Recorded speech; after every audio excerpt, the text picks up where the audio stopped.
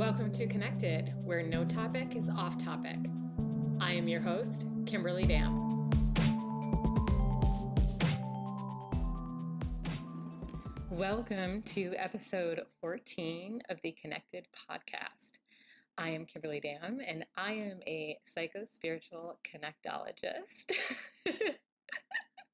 That's basically what I'm going to call myself from now on, because I don't know what else. I have no idea. I mean, you guys know I do so much. Like, there's just, how can we put ourselves in these categories like this? It's really, really difficult.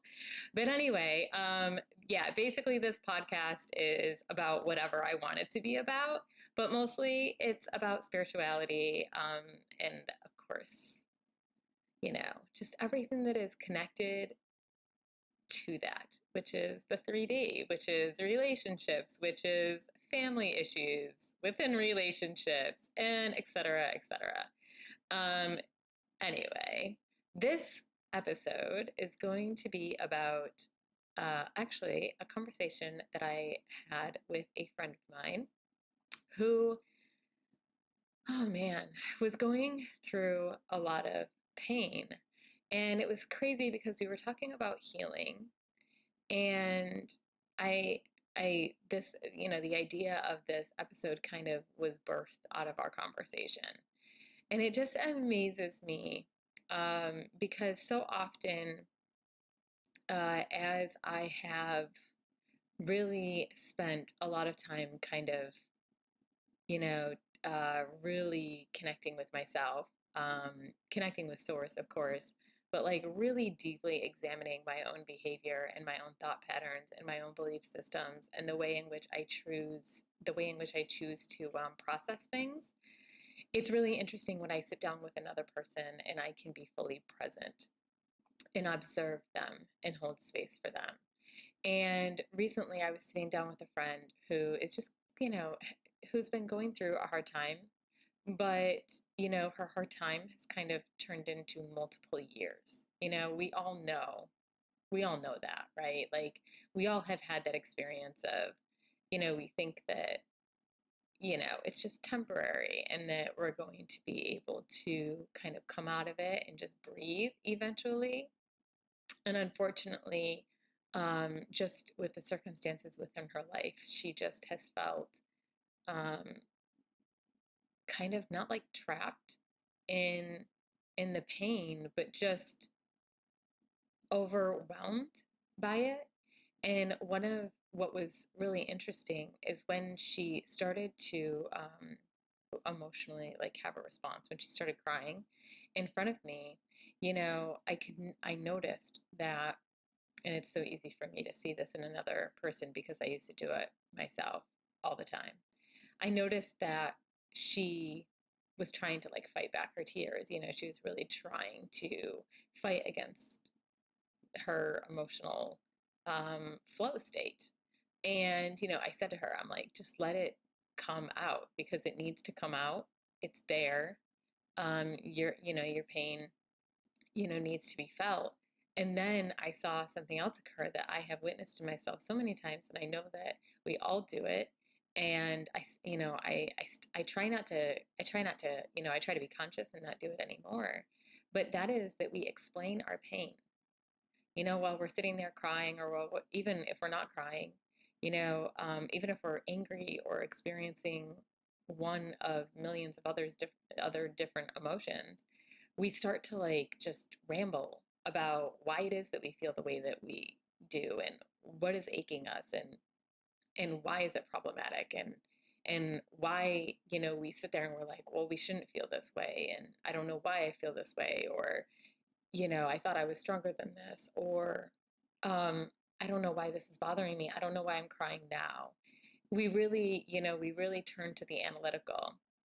And as a Libra rising, I know that I know that stream of identity very, very well. And I'm going to call it a stream of identity because essentially when we start to explain our pain, it really comes from the ego. It's almost like we're trying to save ourselves, or at least attach ourselves to some form of identity within ourselves. And so it was really interesting.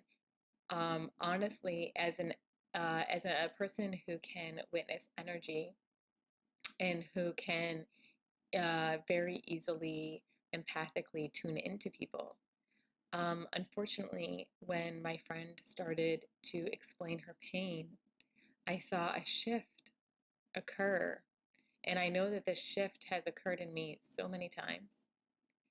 And it's honestly a place of separateness. That's essentially what happens is when we start to explain our pain, our ego steps in.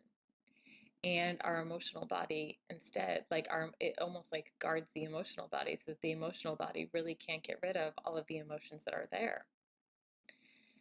And it's sad because really what we're doing is by letting our minds step in and start analyzing and start explaining and start rationalizing, when we do that, we actually, we kind of like push off, we postpone our own healing. We don't realize that we do it because initially we feel better. But so often it doesn't matter. It doesn't matter how much we explain why things are the way that they are or why we're in pain about it. We still feel the pain. Only now it has been in some ways suppressed. It was quite a learning experience for me to witness this. And I was actually eternally grateful in the moment because I was able to see myself, and I felt that because I was able to see myself and be present, that I was fully able to see my friend, and that it like put me in a better spot to help her with whatever difficulties she was facing and whatever feelings that she was feeling. But it is so learned. It's such a learned application for us to not want to feel our pain and feel the need to rationalize it, that we don't understand that by rationalizing our pain, we strip it of its power, thus postponing our healing. And it's sad. It's so sad to me that we as a society have gotten to this point where, and I mean, I think that we're making strides. Obviously, we're making strides. But it's very sad for me to witness another person not feel as if that they can have pain at all. And that's essentially what we're saying. Because even if you're saying that you can't have great amounts of pain, then really aren't you saying that you can't have any pain at all? I don't know. Maybe not. But in my mind, yes. Because I don't really understand why we're okay going into the shallows of something but not into the depths. What's the difference? Pain is still pain. It's still there, it still exists, and it truly desires to be felt. And I think that's with any emotion. Every emotion simply desires to be felt. That's like holding back your laughter or holding back the smile on your face, which I do know that some of us do. But could you imagine if you witnessed something so terribly funny and you started rationalizing your laughter, or you just held back your laughter, you composed yourself? It's so interesting how we see the extremes of these two individual things, and we say, well, one is in joy and one is in pain. And yet we don't understand that we can just simply traverse between the two, and it means that we are human. To be able to move between those two states without becoming attached to either or, that is what makes us spiritual. That is what makes us a spiritual being, having the human experience. And so I just found it extremely enlightening and also just relieving for myself to understand that it's completely normal and human for us not to want to feel our pain. But at the same token, it's so fucking liberating.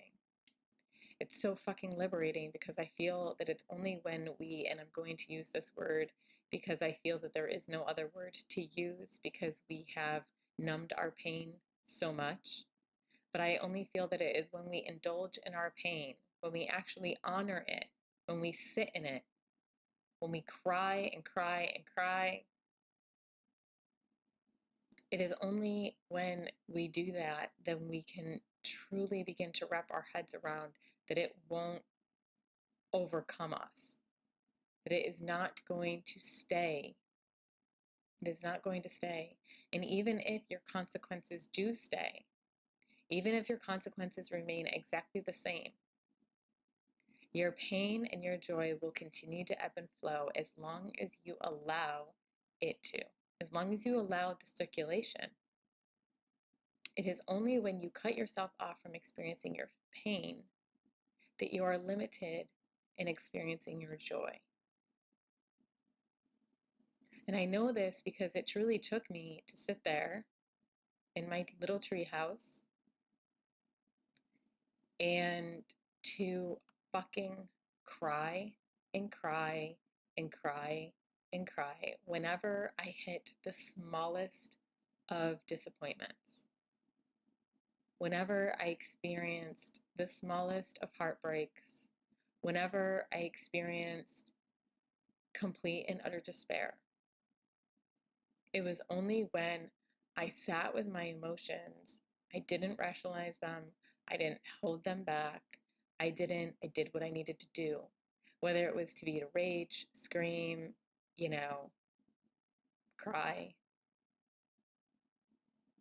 It was only through experiencing that emotion that then I noticed something really strange happen.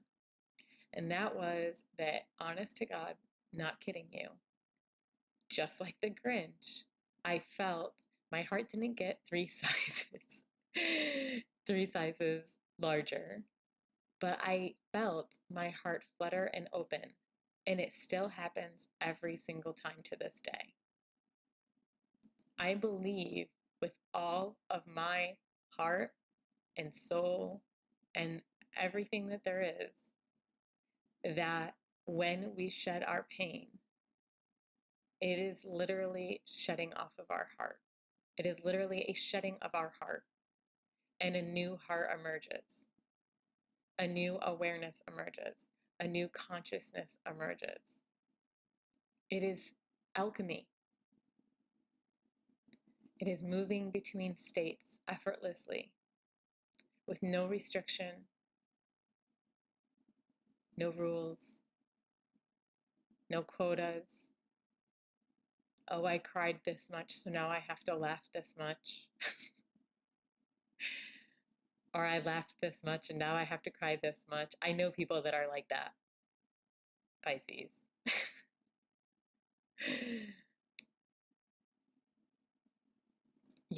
So I think that that's all that I have to say on the matter. But as you can tell, it was a big experience. It was one that I was definitely meant to have.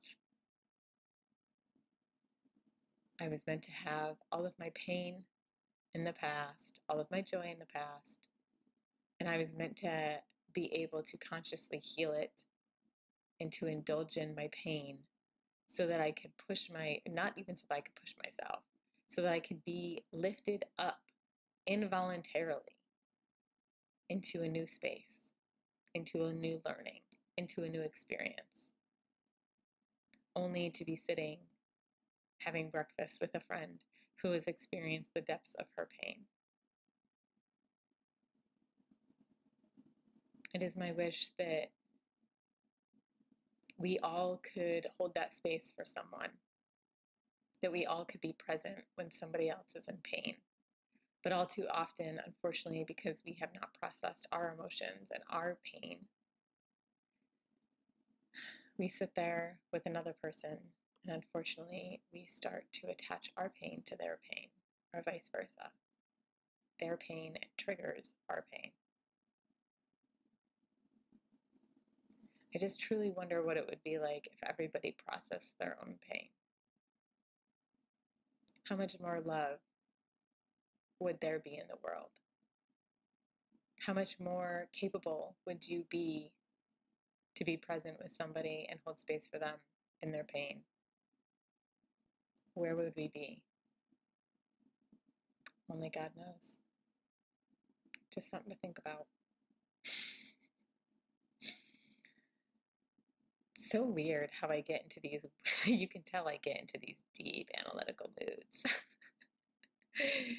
But it's so, it was just, it was a very big learning experience for me. And so I felt the need to share. So there you have it. Thank you for listening as always. And if you have any topic that you wish me to discuss in the future, please feel free to email me at connectedpodcast.us@gmail.com. You can also find me on Instagram at connectedpodcast.us. Thanks again. Stay connected.